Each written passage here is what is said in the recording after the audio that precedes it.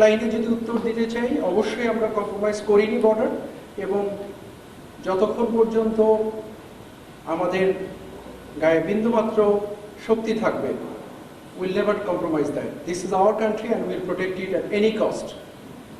এটা আপনার দেশ, এটা আমার দেশ। এই দেশের সার্বভৌমত্ব বিনষ্ট হতে পারে কোনো একটা সম্প্রদায়ের মাধ্যমে, এটা কখনোই হবে না।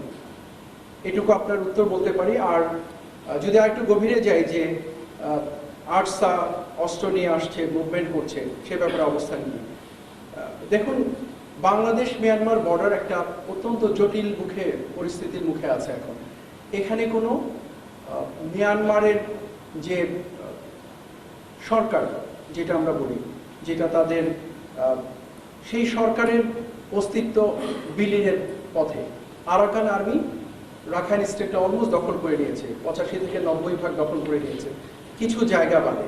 সো এখানে, এবং আরাকান আর্মিও তো একটা অথরাইজ সংগঠন নয়। সো এই জায়গাটাতে না আছে কোনো সরকারের অস্তিত্ব সেভাবে, না আছে আরাকান আর্মিকে স্বীকৃতি দেওয়ার মতো করে একটা অবস্থান। সো অল টুগেদার এই মুহূর্তে বাংলাদেশ মিয়ানমারের যে বর্ডার পরিস্থিতি, নিঃসন্দেহে এটা যে কোনো সময়ের তুলনায় সংবেদনশীল। তো সেক্ষেত্রে এই ধরনের কিছু আর্ম গ্রুপের মুভমেন্ট হওয়াটা অস্বাভাবিক কিছু নয়।